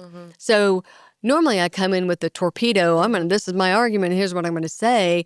It wasn't even relevant. Yeah. It Right. seemed like silly for me to continue why I was upset. It happens that way. So those are the two tools. Is like, ask questions, help me understand. I'm curious. Say more about that. What, never why. Yeah. Like, you seem really agitated. I'm curious, like, what's going on for you? What do you need from me? But it's never, here's my position and here's what I think. Yes. And most of the time, you don't even have to say that. Right. You don't even have to go to that, because you look at it different, or the person talks in circles and go, and I know I let you down. I know I should have come to you sooner and I didn't. I don't have to say anything. I just say, okay, well, let's just make an agreement that we're going to do that. And if we need to have a code word, or you're going to come in waving a white flag, and to me, I'm going to go, okay, this isn't going to be good. Yes. So don't react negative. We can do that. But again, it's hearing I didn't ask. It's like hearing what people are telling you, because that's the hardest for us as humans, to hear that. And my kids tell you all the time, well, you're stubborn. Well, yeah, you're never going to be wrong. And it's like, oh yeah, that's what I lean on, because that's what's gotten me to be successful. Right. Like there's a positive side, but there's a time when I have to go, oh yeah, I need to not lead with that. And, Totally. And my middle schooler can actually teach me a huge lesson. Yeah. Absolutely. I remember learning about the question ask. I think I learned this early on in my career because I happened to be in a field of HR where coaching and asking questions to understand was really important, and that consultative business partner mindset was very important. It still is, obviously, but I never felt like I knew the questions to ask.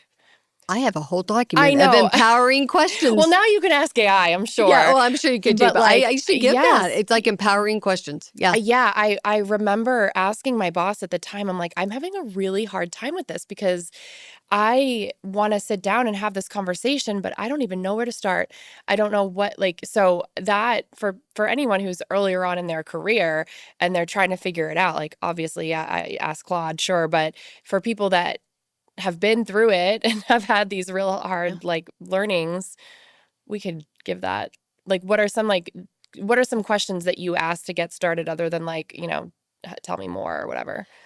I'm curious as to where you would like to start. I'm curious to what conversation you feel we need to have. I'd like to put some things on the table, and I want to make that a safe space. What would be helpful for you? What are you seeing as the breakdown, between us? Are you noticing anything that's there? Because I think if you go, are you noticing anything, around this project? And if they're like, no, this is going great. It's like, okay, well, we have a chasm, so, but you don't have to say, you're just learning where somebody is and kind of what they might need. But sometimes I just ask, do you see an issue? How would you handle this? What are things you would like to talk about that would be helpful for you? Because sometimes it's not anything that I'm thinking. And so you don't have to have the answers.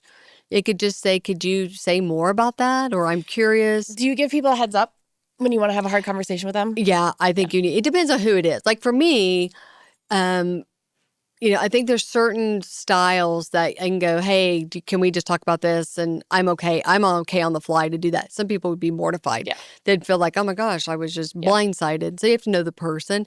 I think it's always good to say, hey, I think I'd love to have a conversation. I know we've had some frustrations and I'd like to just get those out. People will learn, if it's the first time you've ever done that, they're going to be like, oh my God, what's happening? But the more they learn that that's a style or you're open to that, I go back to people a lot and go, hey, I stepped over something.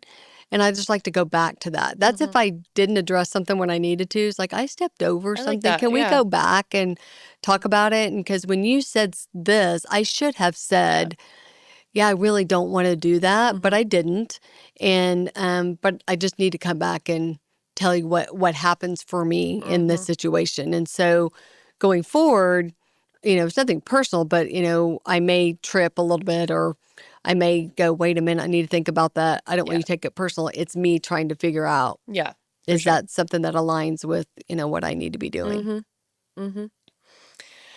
How do successful women leaders create culture in the room if they're not the CEO? Like, how do you, let's just example here. Like, you're not the CEO or the founder.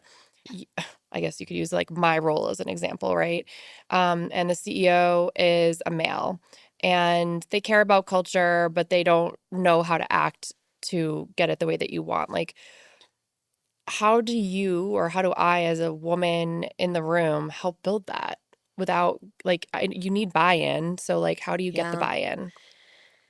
Well, culture, we're entering this is a whole episode we could talk about in culture, but we're entering in a completely different environment of culture. So culture is not how people feel, and it's so different than what we've done. It's about how work gets done, how we make decisions and voices, all of that. And so it has to start at the top. So what I'd say is sometimes it is a tough journey when you sit there and the top isn't going to live what they say they believe. And there's just going to be a gap for that. What you can do is create that within the teams you serve. So you can have, it's clear communication, it's expectations, it's how are we going to do the work that we get done, it's what are the ways that we show up in the office to have that happen.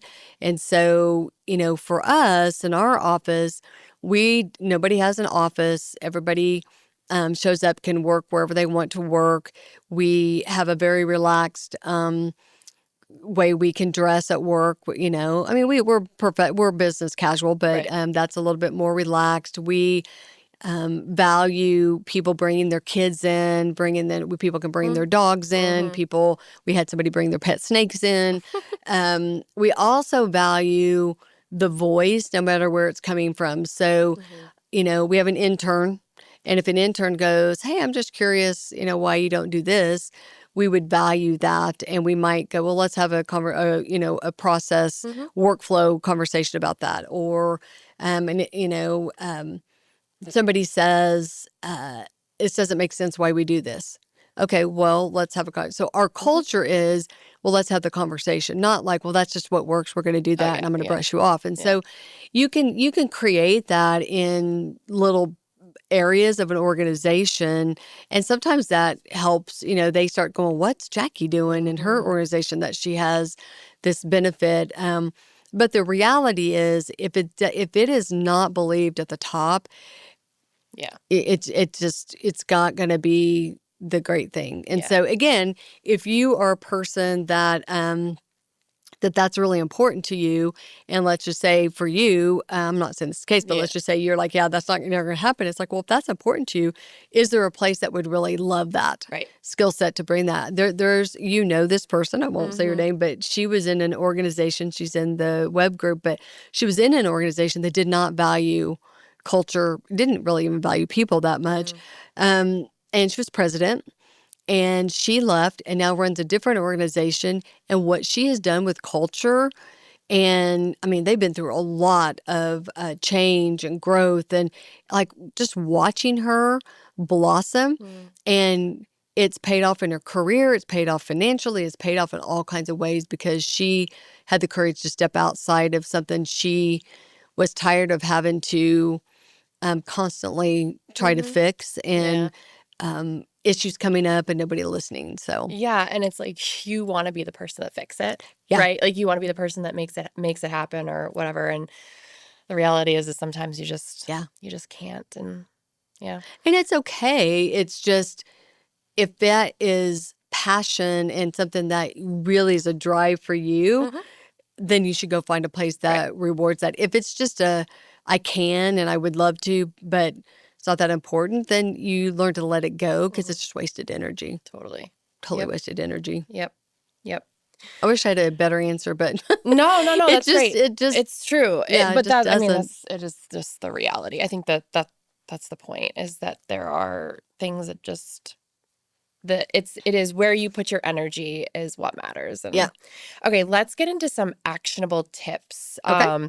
so that people listening can feel like they can step into a position of leadership or whatever their position is where they want to show up as a leader and be more assertive and more confident. Okay. What are the three biggest mistakes women make when trying to lead differently, and what should they do instead? I think they just show up different and start acting different. So I think you need to take people along your journey. So if you're trying to lead differently and what is the outcome? What are you trying to do? I think bring people along for the ride. So if I'm working with somebody that's doing a 360, share with everybody what Mhm. you're working on. So don't do that quietly. Don't just come in the door and they go, oh, well, who is that person? It's like, let people go on that journey with you. Yeah, love that. What are the top three mindset shifts that women need to make if they're on second thought is I need to be more assertive as a leader? Um, You don't have to carry everything to prove that you belong or that you care. You don't have to apologize for things. Um, and I think just the narratives that you carry and the language you use, I think are really key. I think I go back to that a lot. Mhm. Yeah. Because that mind shift is just a lot of that's just internal, how you talk to yourself, how you say things. What is the book? I'll have to remember the book. There's a book about language and what we do to set ourselves back. And it's like, where do you do that Mm, holds yourself back? So are you the one that apologizes? You the one that says, does that make sense? mm. Does that make sense? What is it that you do that undermines your influence? Because it's all about influence. Yeah. You'll have to send me the name of the book so I can I put it will. in the I podcast will. notes so people can buy it if they want Gosh, I it. can't think of it. I can see the girl, but I will think of it. Yeah. What are three ways that women can speak up more clearly in rooms where they usually hold themselves back? Um, I think just asking questions, um, making sure that you're prepared for meetings, making sure that you do the work before you go in so that you actually have something to say that you could offer. Right now we have such an opportunity with AI. Like, do something with your own hands and create, like, we've created a AI board of directors. Create something for your company. Ask the AI, Mhm. see what those, like, do something that's generating ideas or question the things that you do. It depends on the setting, which is appropriate. But if there's a way you could just say, hey, I started questioning things that we've done, and here's what I've realized, and here's the ROI, and like you can show up a little bit differently. But I think specifically it's just what's the meeting about, and if you're taking up a chair and time, you should be participating. If you Mhm. can do your email, you don't need to be in the room. Right. So 100%. like change that. Yeah, Yep. that Yep. book is Playing Big. Playing big. Yeah, Okay. Do you know the name of the author? Tara Moore, Tara Moore. Okay. Mohr. I think so you spell Okay, cool. Okay, it. so if we put this into motion, if someone's just taking the first steps to become more assertive, what are the first three things that she should do? have a philosophy about how you Want to be how you yeah, want how to you want lead. to be and how you want to show up, what are your outcomes, kind of know what you're doing, Hmm. where you're going. And then I think expectations, like what are the expectations of the people around you, the team, like just kind of know where you're coming from. Like think about if I was coaching um middle school basketball and I just showed up and I was going to coach, but I had no way. How am I going to bring the team together? How am I going to assess where I'm going to put these girls? Are we going to run plays? Are we going to be a team that wins? And I want to go play tournaments all over the country? Or is this for fun to build Yes. character? Like, but we run into leadership, like we just show up and, it's like, well, what are you coaching? What are you doing? What is your mentality and philosophy? Yeah. So we call it DNA. We have a Hmm. strong, what is our DNA? What's the makeup? And then everything should go out from that. And Yeah. then, but Yeah. It's an interesting point because I feel like there are people that are so good at just mm, winging it, or you think that they're winging it and they're not, which is interesting. And yeah, again, it's more about like I wish more people would share about the how they get to like the how they do things, yeah, because that is that's missing in it, and it makes people feel less than when they can't just show up and wing it. yeah, But even though that person may not be winging it, yeah, but I think that's an interesting point. yeah. I, Preparation. I think people wing leadership because it's not their total focused job. Hmm. It's on top of. So Right. they're doing their job and then they go lead a meeting, but they're not like really preparing for Yeah. that meeting. And so what meetings look like for that person is, what have you done? What have you done? What have you done? What have you done? What have you done? And then you're like, okay, that was a very ineffective It's meeting too because relatable. we've all just reported on what we've done. Oh, And now let's go back. What do we feel better it's about ourselves? true. It is. It's How true. about what are you doing in the next week? What are you doing? What are you going to do in the next 12 weeks? And what do you have to do this week? Hmm. And what are you trying to accomplish? And wait, that doesn't align. It's the alignment and what are we doing in the next 8 to 12 weeks so that we hit our annual goals? And what has to happen today? What has to happen? The other thing is lead and lag measures. That one thing for a leader. The simplest example is if you're trying to lose weight, a lag measure is when I weigh. When I get on the scale, that's what it is. I can't really do a lot about that. Hmm. The lead measures are I'm going to exercise and I'm going to eat this way. And usually if I'm waiting for 2 weeks to weigh and I know that I've been exercising and eating, I can almost predict what the scale is. The lead measures are the power. Hmm. So as a leader, you need to know what those lead measures are for your team because that's what helps you be successful. If you're just like, I'm going to lose weight, and then you're like, I keep getting on the scale and it's not Yeah. going down. It's like, well, what are you doing? What are Hmm. you putting in your mouth? Are you Hmm. exercising? Well, and then when people start writing down what they're eating, they're like, oh my God, no wonder. So And same yeah, thing. and the point about like the ineffective meetings is such a relatable one. And I think a lot of companies don't just, particularly companies that move really fast and are trying to do things quickly, they don't really value just like leaders being leaders. You also have to be a doer. It's like Yeah. everybody has to be a coach player now. And I Yeah. actually like Frank, from my own perspective, I think that is a good thing, because you also don't want to lose your skills and the things that you've built to get to where you Yeah. are. But there has to be a way for leaders to have time dedicated to the things that you're talking Yeah. about, because otherwise it just Yeah. like you can't do it all, but there has to be a dedicated time and space for being a Yeah. leader. You need at least one day a week as a leader that's white space. Yeah, One day, that's 8 hours, I one whole agree. day. I And it's agree. so hard to do. It is. But it's what am I not thinking about? What do I need to go look at? What are the teams doing? Is there a better way to do that? The best way, if you're just doing a report out, you could just have an asynchronous Yeah. meeting. Hey, put in the Teams channel what you got done. Yeah. Great, the meeting's done. Correct. But if I'm having people come to go, okay, what's the most important thing for us to get done in the next week? Do you have everything you need? Oh, wait, this dropped. Well, I really need to do X, but this just dropped. What's Mhm. most important? You're talking about priorities. Yep. You're talking about, wow, we need more focus on the website. because we really should get that closed out. Let's get the website done. So let's take the brakes off or the Yeah. foot off the pedal over here, and let's go to, like, that's what meetings should Yeah. be. Do you have everything you need? They need more preparation. Yeah, That really yeah. is, to me, the key is people need to prep for the meeting so that they can come and they can speak eloquently and specifically about the things that need to happen and what they need. Because if you come to a meeting and you're not prepped and you can't It's a say, waste of these are time. the things I need, it's just a waste, Yeah. Then 100%. you just go, oh, I got all these things done. And you're like, oh, great, Yeah. Jackie, you're awesome. Yeah. But there's no alignment. There's Right. no Right. what's next. Right. You Yeah. know, Yep. it's just and not that there's not a place for what we've accomplished and, celebrations and, hey, let's get together and just Yeah. like go over what we've accomplished or Right. gotten done. Yes, but that's different than hmm progress meetings. Yep. Agreed. Okay. What are 3 boundaries women need to set in the workplace? I think how available they are is definite boundary. You do not have to be always available. I think it's a huge one.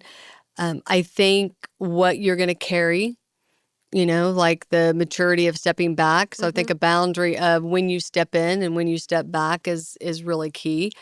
Um, you know, I have experienced stepping back and watching what I would probably dramatize as a train wreck going to happen, and then I'm like, oh wait, you know what? That worked out great. Isn't that interesting? And so I think that's another one. I think too, when to have conversations, because I think either my experience is you don't have them soon enough or you have them too soon. Like there's just you've got that person that's like, I'm going to nip it. I'm going to just go to the conversation now. And then you have the person that's like, it's, hopefully I'm going to wake up and it's going to disappear. And so somewhere in the middle of that is, and you do not own the conversations. Like I constantly go, is that my conversation to have or is that person's conversation? Because I'm notorious for having conversations for other people.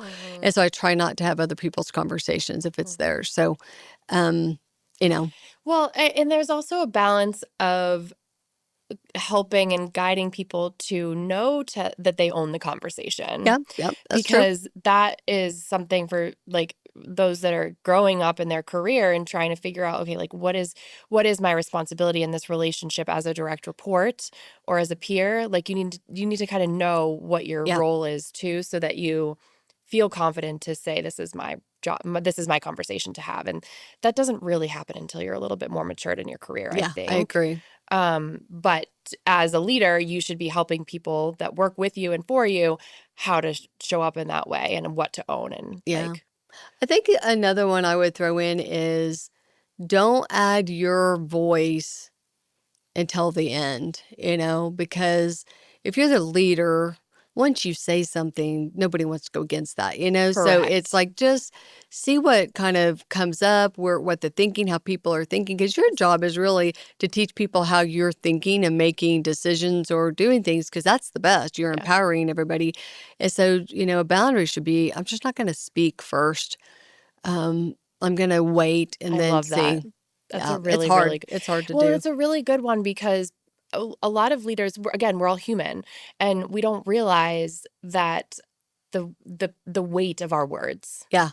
And you don't realize that, like, when you say something, people take it as Bible. Exactly. And so you have to be careful. Yeah. And I love that. That's actually something I should start doing more of. I know. Waiting to state my opinion. Yep.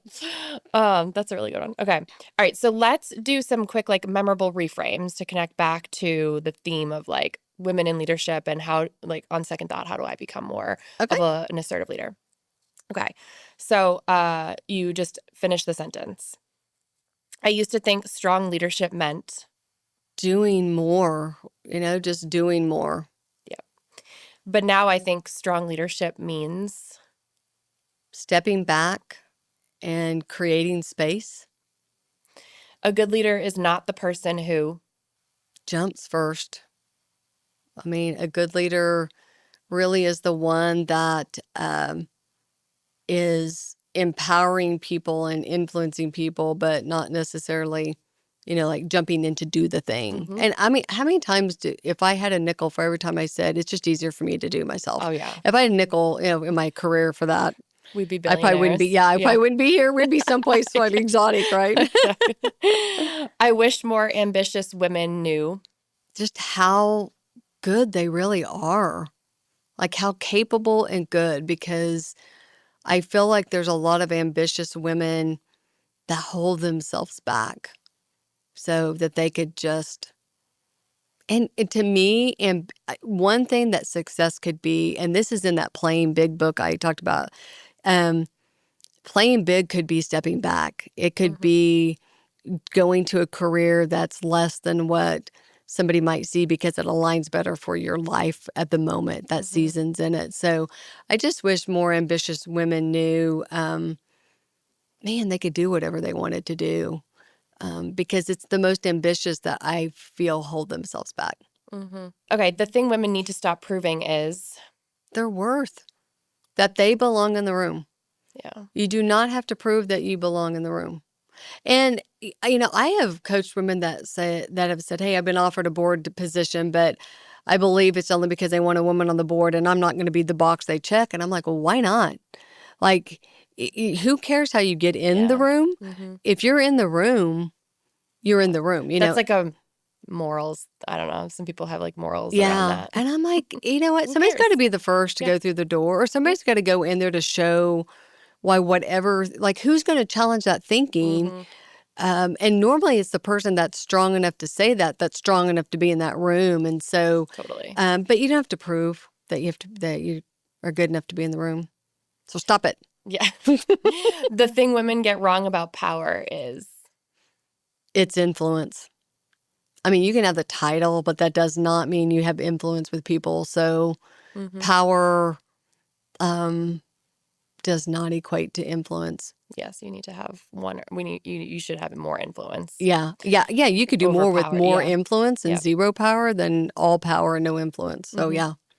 The leadership advice I would give my younger self is, For me, I think lean into mentors more, lean into, um, I think I did an okay job, but as you grow and need more, this is a great example. I remember when the first board I was going to be a board member on, and I just didn't really know how to read the financials very well. I didn't mhm. know anything about nonprofits. I didn't know much about that.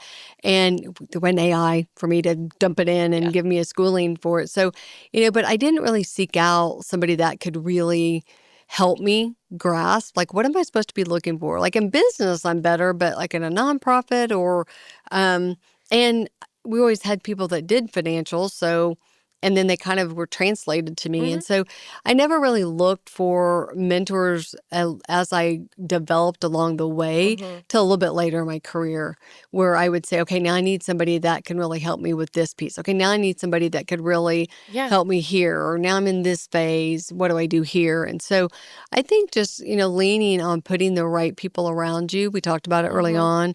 on, whether it's mentors or hiring people around you. Sometimes you just don't know what you don't know, though. Yeah, And I think that yeah. that's also like an awareness that I want to bring to these conversations is like, you don't, you just don't know what you don't know. So if you don't even know that there is somebody out there that can help you with this, so how do we give people advice on how to find out? Like where to go to find the people that they need to surround themselves with, whether it's a mentor or just a relationship that they need to have or someone that they need to hire. Like, how do we, again, I know AI is going to help a lot of people with this, but like, Well, who's doing what you want to do? right. So you wanted to do a podcast.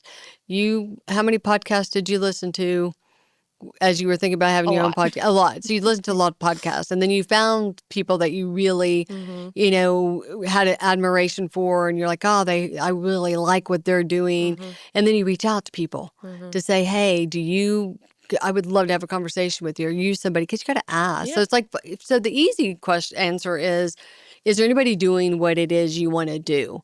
I've been in a place where there's been nobody doing what I want to do. And so then I go to people who has done something that nobody was doing that they did. And it was very interesting. That's how I ended up at that startup lab Mm-hmm. in Silicon Valley, because it was a technology platform. And I ended up there, and it was full of people that were doing things that had never been done before. And the people I met kind of along the way were fascinating.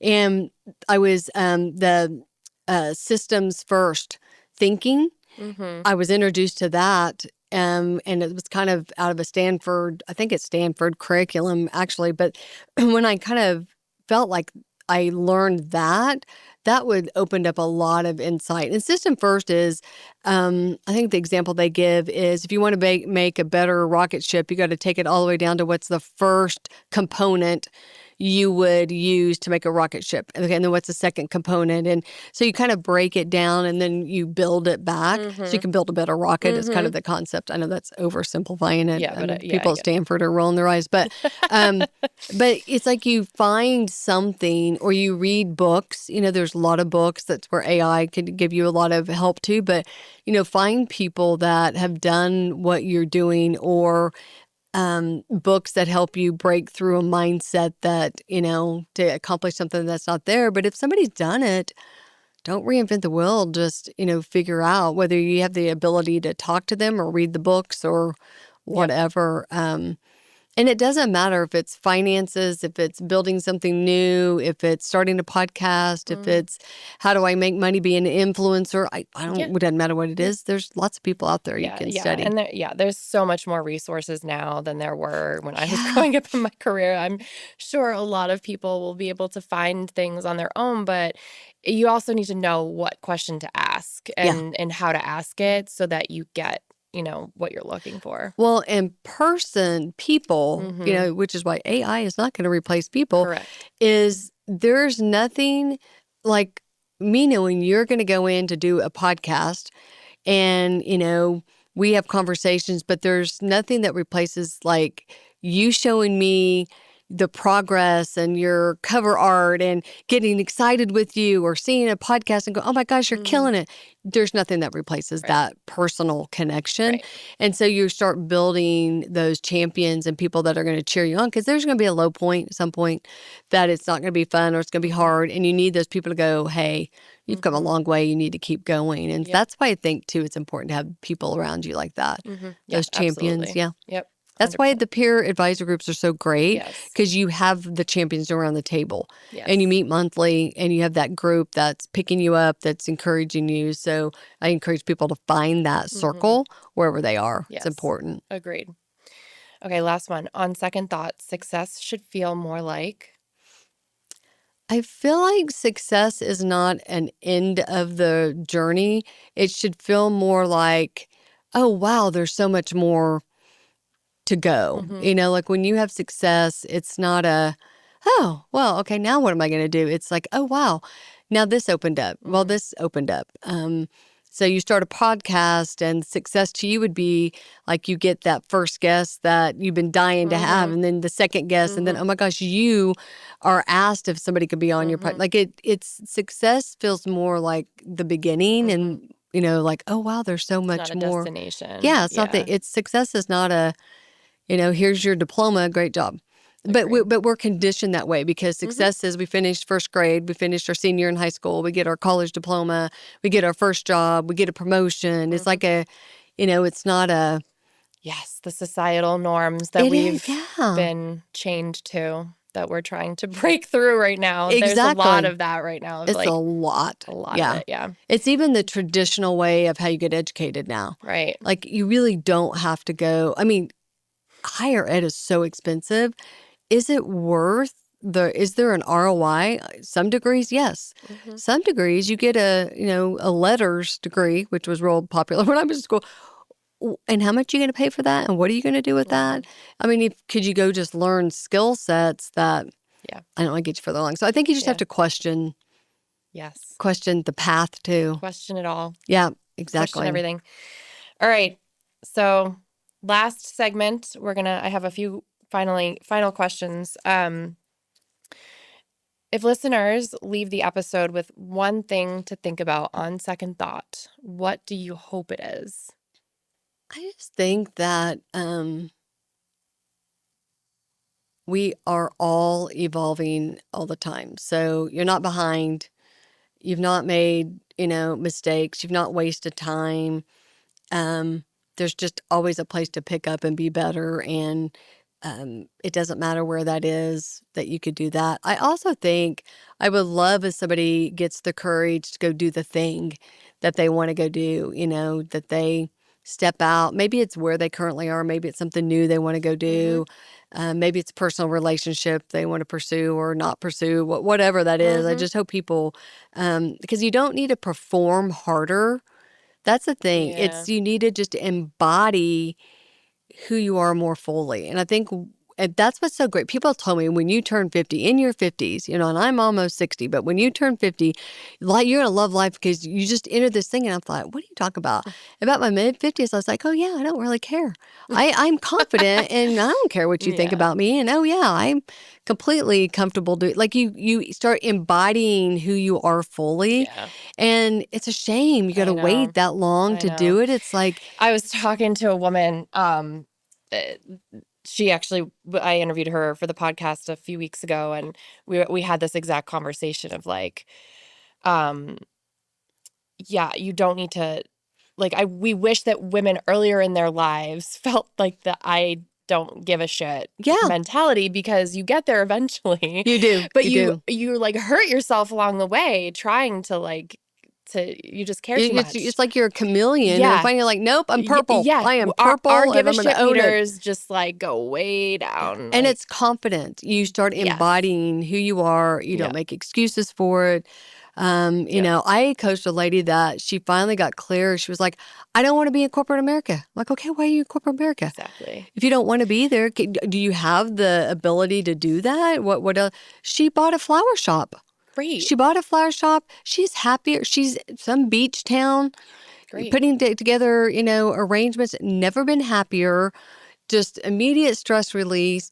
And I'm like, well, what's the one thing that you regret? She goes, that it took me so long to do Yes, it. And I'm like, yeah, that's all of yes, us. Just do the thing. Take care of yourself. That's the yep. other thing. Don't get diagnosed with something to go, oh, maybe I should take care of myself. Mm-hmm. Yeah. Stop carrying other people's crap. I know that might answer this question, but is there anything else that you would want to share with people before we wrap up? Any other? No, I did. I feel like you're never the only person having the thoughts that you're having. And I've just seen that in these peer advisory groups and we have different age groups, but you're not the first person that's going through that or having that thought or questioning your marriage, questioning the business you started, questioning everything in your life. You're just not the first person. So Mm-hmm. community is so important. And I feel like we get on islands a lot. It's Yeah. lonely at the top. When you are in leadership at the top, it's lonely because you can't just be transparent about a lot of things. And there's not a place you can go, I don't know what the hell I'm doing, or I don't even know if I want to be doing this anymore. Like, it's not a great, so you need that circle that you can Yeah. go to. Because when you say, oh, I feel like that, 50% of the time what I'm doing, or I question myself all the time, or yes, I got to that place, it just makes you're normal. You're not abnormal. You haven't done anything wrong. So Mm-hmm. just get yourself into community. Yeah. That could be a whole I see that session. all the time. I'm like, is this normal? Am I normal? It's like, yeah, it's your normal. Yeah. You know, Yeah. I think that goes into like a whole other conversation about validation. I think Yeah. there is value in knowing that other people have gone through what you've gone through, Yeah. and also like, how do you build your self-trust to be able to trust that Yeah. the decisions that you're making are right? And the Like, way you this, do that yeah, is by asking yourself the questions. Am right, I normal? Is this right? Because right, all you're doing is seeking to understand and be right. self-aware. Yep. What do you have to own? I try to ask myself, what's my responsibility in this and what's mine to let go. And but I just think women wait and wait and wait for the right time Mm-hmm. to be happy or do something that they feel like they could enjoy. And it's like, you don't have to do that. Yeah. You know? Yeah, I think people get stuck in the fear of, I mean, this is specifically for me, I have gotten stuck in the fear of not being financially stable, Hmm. or like there's always a fear underlying that, right? Yeah. And it's like, how do we stabilize the fear so that we can do the things to get happy or be happier or live a more fulfilled life in a way that we want to? And that is the hardest Yeah. thing to do. And it's not either or, which Right. normally that's where I talk about side hustles, is Mm-hmm. because if you are in a place where your job provides you the financial stability you need and you're not at the ability to leave that and go buy a Yeah. flower shop, then then what? Okay, great. You've got your job. Let's compartmentalize. Let's Mm-hmm. make that work. What can you do that actually ignites some passion for Totally you? gives you joy. Mm-hmm. Because you might be able to work in a flower shop one day a week that you would love. You may be able to just design things on your own and you get that creative outlet. Maybe you have an Etsy store. I don't know what Yeah. it is, Yeah. Yeah. but again, there's other ways to do that where it's an and Mm-hmm. space, because I think we look for either or. Either I'm in corporate America or I'm happy or whatever, Yeah. and Yeah. it's Yeah. not either or, it's the and space. Mm-hmm. So I did that a lot growing up with, I was picking my daughter up from school. I was at her practices, but I would also be the mom that was walking around the soccer field while she's practicing, because that was the only time I could probably move. Get That your was my and space. exercise in. Yeah, that Yeah. was I my love and that. space. That was my Yeah. and space. Or I was working in a parking lot Mm-hmm. because that was my and space. And it wasn't either or, it was an and. And Yeah. so I think I love we that. either or ourselves a lot, I Yes, think. we do. We do. Okay. Well, that's it for today. We've covered a lot of ground. I am so glad that you came in to No. speak. Can you tell everybody like where they can learn more about you, where to find you, Yep. where you're active? Yep. So if people I'm on want LinkedIn. to. Okay. So Annette Klososky. You can find me on LinkedIn. Future Point of View, fpov.com is our company website, and you can find bios.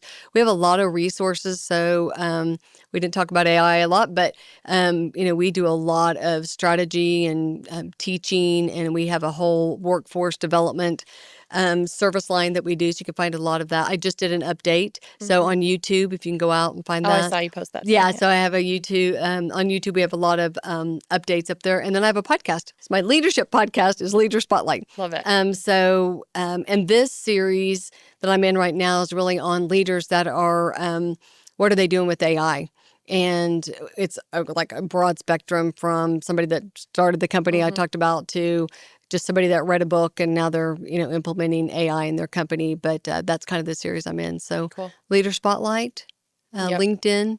We're on all the social channels as well, but Yeah. That's where you're most YouTube, active. yeah. Yeah. Yeah. Cool. Well, thank you.